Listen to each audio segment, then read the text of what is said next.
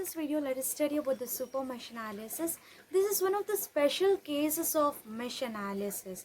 So it's like if you have two meshes in the circuit and if the two meshes have the common current source, then how we are going to solve this circuit.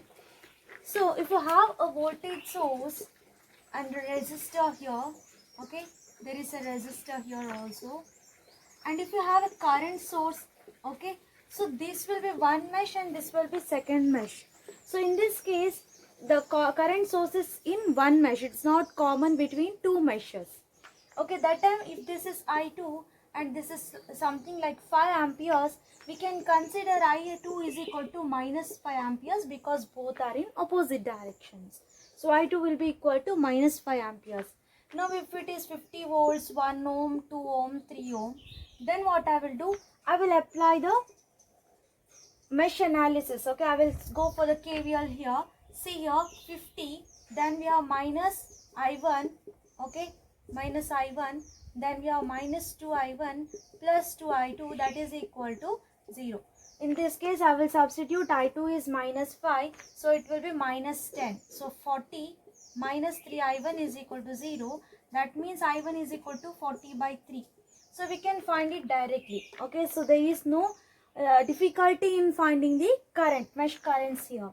So if you have a circuit which is having a common current source, that is if it is common between two essential meshes. Okay, so if I consider this,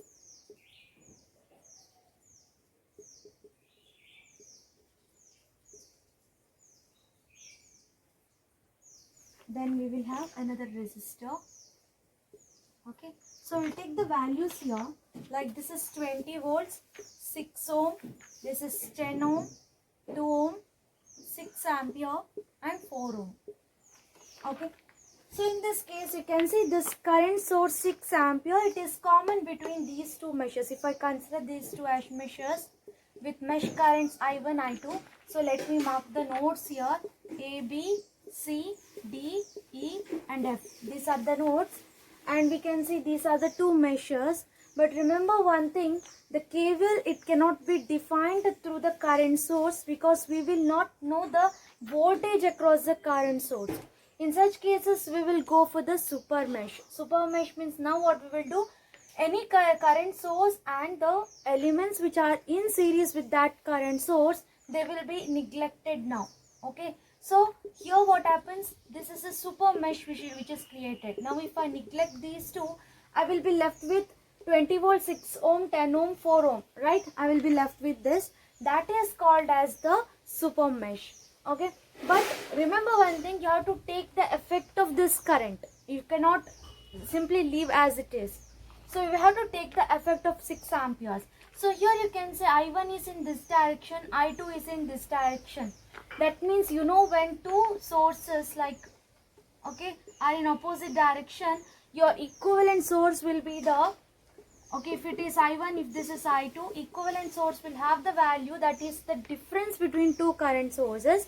And what will be the direction of current? That will be equal to the source which is having higher value. So if I1 is greater, then I can take this source. You know this, right? How to write the equivalent current source.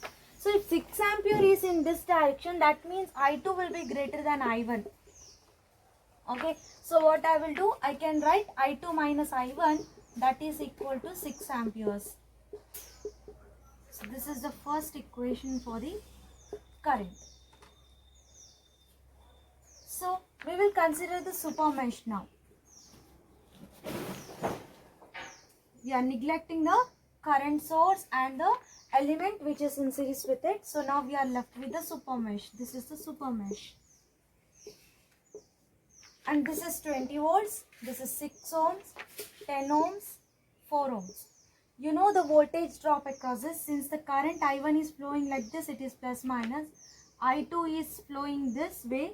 So it will be plus minus. This is also plus minus I2. This is also current I2 which is flowing. Now I will apply the KVL. Okay. So 20 minus 6I1. Then you have 10I2 minus 4I2. That is equal to 0. Simplify this. You will get 6I1 plus 10 plus 4, 14 I2. Okay, then you have that is equal to 20. So this is the first equation. So if I divide it by 2, you'll get 3I1 plus 7I2, that is equal to 10. Okay, next another one is here. It is minus I1 plus I2, that is equal to 6. So this is the second one. So now I will multiply it by 3. So minus 3I1 plus 3I2, it is equal to 18. So this gets cancelled. This is 10I2. This is 10 plus 18, 28. So I2 will be equal to 2.8 amperes. Now we can find the value of I1 here. So this is the concept of super mesh. That is when the current source is in common between the two essential meshes. We will consider the super mesh, and also we will take into consideration the effect of this current source.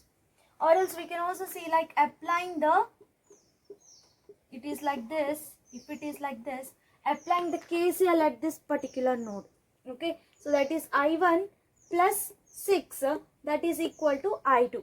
So I1, if it goes here, I1 plus 6, that is equal to I2. Similar, right? So either you can take like this polarity, okay, the direction of the current, and the difference between these two current, that will be equal to the equivalent source, that is 6 amperes. So this is the concept of super mesh. And you can also have dependent source here like this. If it is Vx, okay, then we have resistor. We can have the current source now which is dependent on this, like 4Vx if I consider. Okay, that time also we can take the same effect of this. We have to write it in terms of Vx. So even if we have dependent current source, okay, then we can apply the concept of super mesh.